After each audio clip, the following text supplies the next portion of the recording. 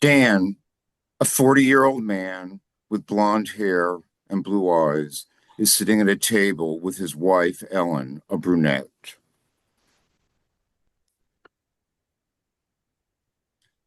You people are privileged. I see it every day at work. Greedy, always holding on to every dollar. What? What do you mean by you people? You sound like you're one of those anti-Semites, but you're Jewish. You are one of those people. No, I'm not. What do you mean, no, I'm not? I'm not Jewish. What? What are you talking about? That's nonsense. Are you just trying to get back at me for what I did? It's what you always told me. That's how we got married. You go to high holiday services and you want your children to get bar and bat mitzvah. Everybody knows you're Jewish. My parents especially knew that. You must be joking about this. Why would I joke about something so serious? No, I'm just tired of being something I'm not. I mean, you're finally admitting to me a secret that you've held on to since before we were married. So you're making me want to come clean too. This is much worse. Pretending to be Jewish? How can you live with yourself? And I didn't lie to you about having an abortion. You never asked me, and I didn't share it with you. But don't you understand, Ellen? I did it for you, for your parents. I loved you. And I knew that if I wasn't Jewish, your parents would have never let you marry me. Judaism is in your blood. And now you're such a hypocrite. What you did was a sin. A sin? What do you call aborting a baby and never telling me, the father, and then lying to me about not being able to have children, that you were infertile? It was because of that damn abortion, wasn't it? Stop it. It was my body, my choice. Don't give me that bullshit. You stood in a temple with a rabbi giving us a blessing while all along you weren't Jewish. You lied to everyone pretending to be Jewish. Do you really want me to believe that because my parents might not let me get married to you, that I had no say in the matter? That I wouldn't go against my parents? This is like a soap opera. Ellen, I want to know exactly what was going on in your mind when you did what you did. Maybe it will help me understand. Well, if I tell all, you better do the same. Okay, yes. Funny, I knew almost right away when we were dating that you had gotten me pregnant. I missed my period, felt nauseous, and I started gaining weight. So it was no surprise when I took the pregnancy test. None of this bothered me. I just thought things happen. I didn't want to let this accident define my life. I didn't want you to think I was forcing you to marry me. So it was a quick decision. Better not to tell anyone because they would want to talk me out of it. I found a doctor and I told him I wanted an abortion, and it was done. No regrets. I guess as a future therapist, I could counsel myself. I didn't see any reason why I should tell you, Stan. I mean, I toyed with the idea. And periodically I would say to myself, maybe I should have told Stan. It would then have been a joint decision. But I'm not one to dwell on things. And then with Roe versus Wade get overturned, I was becoming haunted. What would have happened if I couldn't have gotten an abortion? I don't know. I want to believe everything you're saying. I wish I could understand and just say, I forgive you. Well, now that I've bared my soul, I want to know exactly how you fooled everyone into thinking you were Jewish. Maybe if I forgive you, then you can forgive me. You have to understand. I stopped believing in God when my mother died. I was never that religious, hardly went to church. And when I met you, Ellen, and saw how much love and support you got from not only your parents, but from the community of friends you had at the synagogue, I thought pretending to be Jewish might get it to rub off on me. In the back of my mind, I considered converting, but it was never about believing in God or the rituals you followed. I just couldn't buy any of that. And when you told me how adamant your parents were about only letting you marry a Jewish man, I felt cornered. When I saw how narrow minded they were and how their religious beliefs ruled their lives, it told me that I could never convert. That would be going too far. Still, I would do anything for you. I knew you had this strong relationship with your parents. In a way, you should be glad I never tried to convert, that at least I was true to myself about being an atheist, even though I would never admit that to you. Well, what was it like being in the synagogue? I see now why you seemed a little lost during Passover Seder. You always had me run it. I think one of the most difficult aspects of my pretending had to do with the counseling we had with the rabbi before we got married. I felt so guilty when he talked about keeping a Jewish home. And you never even considered converting. I already told you how I felt about converting. It would have been too much of a commitment. And it's not quick. Don't you have to wait at least a year after you've gone through all the holidays and experience all the cycle events, life cycle events? I didn't even know if your parents would have accepted me as a convert, not born Jewish.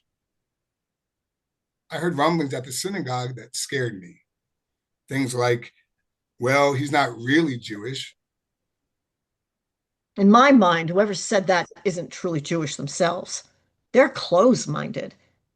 The converted congregants that I know practice the Jewish religion fully in their lives. I wish you'd been brave enough to talk to me about this. I was a fool. Now, what are we going to do? What will our children and our neighbors think? If we do this together, I can imagine that it'll all work out. What about me? Is there something you want me to do? Some kind of atonement? I want to make something clear. I believe a woman should have the right to choose. Abortion should always be an option. It's just that in your case, it should have been a joint decision. But I guess you could say it's history. It can't be undone. I'm just being pig-headed about it. It just hurts. Yeah, hurts me too. Ellen and Stan stand up and hug one another and say at the same time, I forgive I you. forgive you.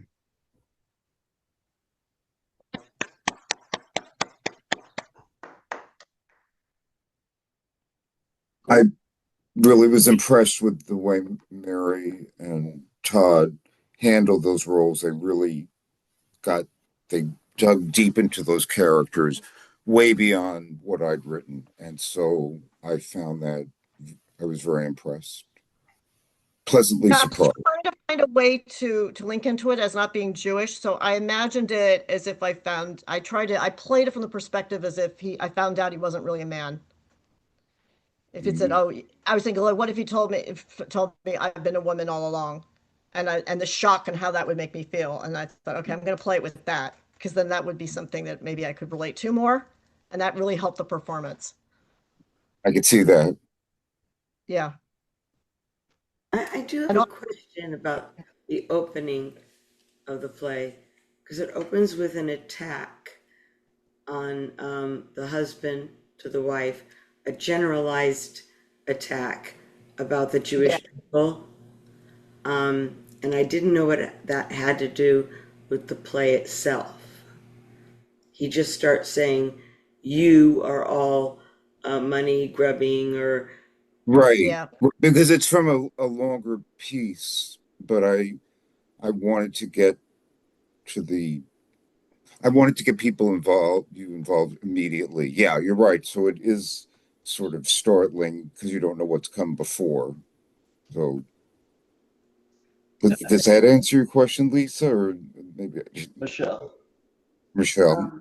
yeah, not really, because what's that word where you do something but it doesn't have, you answer a question but it doesn't really have anything to do with the question.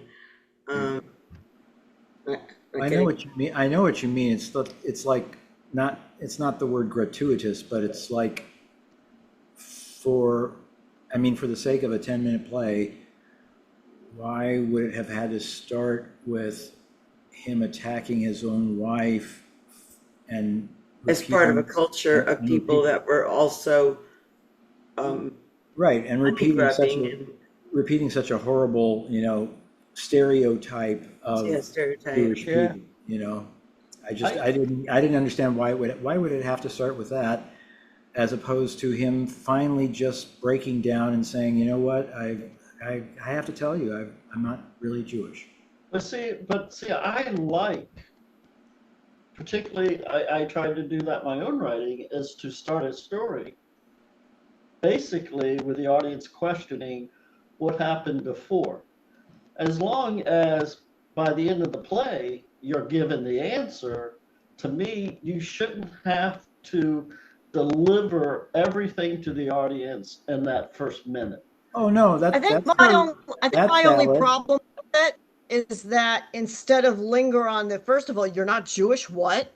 And then the what and the fact that it didn't go to and what is all this you people are so greedy business? Right, right. And like not only are you not Jewish, which is a shock, is you sound like you don't like Jewish people very Right. much, which is an even bigger shock. And the Right. fact that that was addressed in that scene did kind of clong a bit. But I figured as this is something in the middle of a play, I didn't really question that. But yeah, that is I But think that you're getting the information from a couple who are apparently have been married, because I think in one part he mentions other kids or something like that. Mhm. So I'm assuming they've been married for a while. So you're in the middle of their argument, and as long as you find out that the argument was about her having an abortion and not telling him, and him not being Jewish, as long as you're eventually yeah. made aware of what that situation is really about, then to me, starting it at the beginning like that, where you don't, I personally don't see how any other way how you could have started that. No, So for because me, it made me feel like it doesn't work. Sorry, Michelle, it doesn't work that way. It's because the argument was never about being greedy. Being greedy doesn't have anything to I do with mean, the sometimes actual when you topics in the play. lash out, say hurtful things, and it might be that he was so mad that he found out that she lied about the abortion, or she never told him about the abortion, that he said something that he thought would be hurtful to her. It was a despicable thing to say.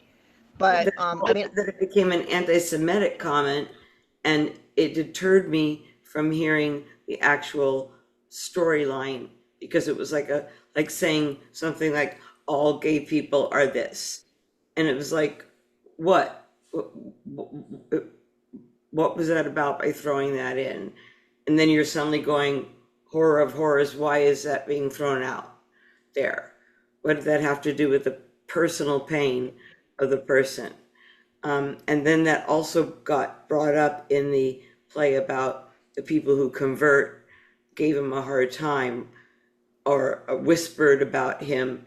And no, they overheard people at the synagogue saying that of other people that had converted, or they're not really Jewish, and he was afraid that would happen to him.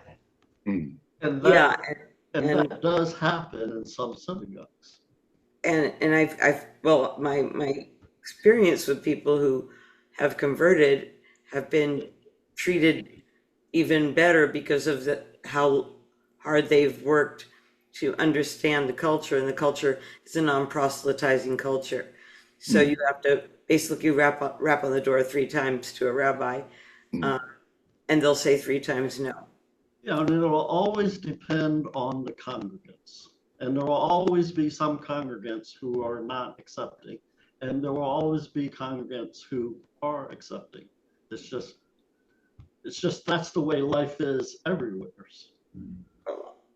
I my piece though. And I like hearing this. I like that it made you guys feel uncomfortable. I think and what I think him, and I don't recall it, but I guess he must have said it about being greedy. But greed stems from someone doing something or making a decision that benefits them without any consideration of the other people that might be involved and how that will affect them. So he sees that fact of having an abortion and not telling him as being greedy. Was that the opening line? What's that? No, Is that how it opened? no, of course not. It's a real stretch. I think that's a real stretch to get there from him being mad about her having an abortion. Greedy, it has nothing to do with it. It wasn't just the word greedy, was it? It was you. I don't have the script in front of me. Yeah, it was you people. Yeah, right, you people. Right. you people. I mean, that's really obvious. Come on, you people. Whoever says you people is antagonistic. Come on. Right. And he's, Yeah, it was an antagonistic line. I didn't think it was wrong to open with that. I just think I think the scene would have worked a little better if that had been more addressed in the argument. Or he maybe took the opportunity to say, you know what, I don't really feel that way. I was lashing out because I was angry. But for her to it was a little odd to me for her to kind of come to forgiving him without resolving that anti-Semitic, that bigoted comment. Yeah, exactly. That should have been resolved before the forgiveness happened. has anyone ever here been in an argument with somebody and has said something to them knowing that it will push their buttons and make them angry because you're angry, but not really feeling that way, and being sorry for saying it afterwards, but in the heat of an argument you may say something that you really don't want to mean. But I had a family member, I can tell you, I had a family member say something anti-Italian to me when they were furious with me. was that You Italians. And it was really shocking to me. And I thought, well, maybe that does reveal certain things I didn't know about that person. right? But that person at heart was not a bigot. That person was so angry and so triggered. And we do all walk around carrying prejudices subconsciously, because they based on subconscious messages we get from society. And this person blurted out something really bad. Really, was upset at me about something completely unrelated to that. And this was when I was a kid. So I don't interrupt. The first line, and again, I used it to push buttons. It said, "You are so privileged," and I wanted people to feel uncomfortable because that word is bandied around so much today, and so I wanted him to also use that to get back at her. Mm-hmm. How is she privileged? Well, just the fact that, I guess that she having that abortion without telling anybody, feeling like, she doesn't owe any explanation to him. I would think it would be traumatic what she went through. Yeah, but he's not saying that's his point of view. He's saying that that's the husband's point of view. Right. That the husband was Not a privilege. So, Gordon, were you using ironic point of view when you wrote that line? Was he expressing an opinion that you don't have? Right. You mean me personally? No, of course not. Right, that's what I'm saying. The man was expressing opinion. You're not endorsing what he said. I should hope my characters stand alone and they'll have nothing to have not much to do with how I think about it. Right, because I'm just getting the feeling that maybe people are thinking that was your message as opposed to speaking of this man. Okay. Yeah. So I was just wondering if we could hear from Todd and how he felt about that character. And I kind of agree with what you were saying, Stephen. I think people say things when they're in argument sometimes and they're trying to go for the jugular. Unfortunately, it doesn't always bring out the best in people. And also, she perceives what he said before this way doesn't mean that that was his intention. I mean, we're having a conversation like what he said was anti-Semitic, or that's what he meant, but I don't know what he said. I haven't seen the whole piece in its entirety, so You're saying you people are so greedy. That's what is anti-Semitic. That's an anti-Semitic trope. no, I understand that. I just All don't right, know okay. if that was his intention, because I've had people say things to me, and I have been offended by it, but that was not their intent. So it's all perception. But if he did mean that, then I took it to be that he was just so hurt and upset, because that is a horrible thing to do. I'm sorry. In my opinion, to have an abortion and not tell the other party involved, that is pretty reprehensible. So that's what I thought. He was just trying to hurt her feelings because he was hurt. But I did like that you wrote into her character. My reasoning was we were just dating, and I didn't want you to feel that I was going to force you into marrying me. I did like Exactly. it was in there. But Yeah, I like the dialogue back and forth that way. yeah. When I first heard that, that's what I thought too. I thought, well, they're only just dating. Maybe she doesn't even, at that time, maybe she didn't even think that they would be together for very long, maybe, or they had just gotten to know each other a couple of weeks prior, maybe, who knows? And so, yeah, why would she tell him that she went to get an abortion? But I ultimately, to me, it's disjointed, because what does getting an abortion have to do with being privileged or being Jewish? It doesn't. Great, not rational. It I would doesn't. say. But that's the whole point. Right. It's an irrational argument. It's done out of anger. Yeah, I see. I understand. But It's rational. to me, it still feels like a stretch. I mean, yes, I've definitely said things that I don't mean when I am angry with somebody, Right. but I would never have gone to that kind of base. Yeah, just kind So of maybe you wouldn't have, revolting and this guy would. place. That's the difference between this guy and you. Right. You know, this guy would So do that, there, and so there maybe is a then that's piece- a character that you don't like. You And know? also, I think there's another layer that Gordon just explained to us today, is that in the entire piece, they went on to adopt children. And, maybe some people have a feeling that a biological child is preferential to having an adopted child. And maybe that is maybe he's really hurt. Maybe that cut really deep when he learned that she had an abortion where he could have had a biological child. Not that he doesn't love his adoptive children, but so anyway, that's how I kind of internalized that too when he said that part. No. I have to go, guys. See you, It's Mary. been- Bye. Thank you, Thank Mary. you, Great Mary. job. job. Bye. Great I job, just want to Mary. say I kind of fall See in the you. Take middle. care. I want to say I do fall in the middle, I think, between Martin and Stephen, where I feel, yeah, I think that should have been more directly addressed in the scene before the forgiveness happened. But I also don't think it's completely out of pocket that some people, and certainly I'm not, if Martin, if you never would, Mark, I'm sorry, Mark, if you never would, then I certainly recognize that about you, that some people would stoop to something. Like I said, it happened to me in my family. So I know some people will go there to say something hurtful, Right.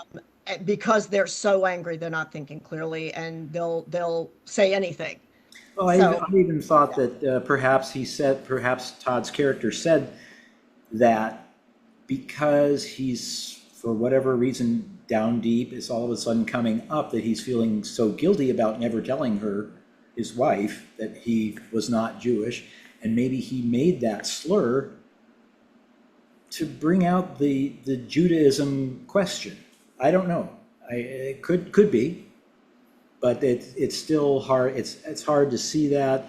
I know in a 10-minute play you don't have much time to develop everything that's going on behind the scenes and in these people's minds, but maybe there's something there. He finally just wanted to get it out because he's been holding this secret for so long. So Gordon, you said this was a piece of a longer piece. So is there more before this that might have explained it more? Yes, there's some stuff, and I had to condense it, with the 10 minutes, and there's repercussions afterwards, and the piece is called The Couple's Dilemma, and the other couple that's friends with them, it's a gay couple, and their secrets are the husband has kept it a secret that he's a Republican. He didn't tell anyone. And the other one, the guy had been arrested, had been in jail, and he didn't tell his husband before they got married. So I like the idea of having these 4 secrets. It's a great dramatic device, and I had, at the beginning of the play, each of the characters is at the altar, and they're having an internal monologue at the beginning, and in there, there's subtle hints as to what the secret might be, what's going to happen. So. I like the dialogue. You made it big, and it really hit you when you first come in. And yeah, I love the performance by Mary Jo and Mary and Todd. Great job with the dialogue. Yeah, they did a good job. Yes. And I was thinking the whole time that the character Stan was going to reveal, no, I really am Jewish. I was just trying to get back at you, kind of. Yeah. I love that. So our next and last is The Bigger Move from Rex McGregor. Actually, before we go on, can I just say something real quick? Sure. I don't feel good if that beginning part made anybody feel bad in here, because that is definitely not the intention of what we do. I hope my comments weren't insensitive to what you're feeling. I just was trying to give you what my understanding was of what was happening. No, of course not. Absolutely, Todd. And my response to that is, if you write something that everybody likes, you're doing something wrong. Okay. There you go. We have to put that on our refrigerator. Yes. And that's the best part of LAPR, is being safe and saying things and discussing and Sure. And Right. if anything leads to a discussion, then celebrate the writer. Priceless. Yeah. Yeah.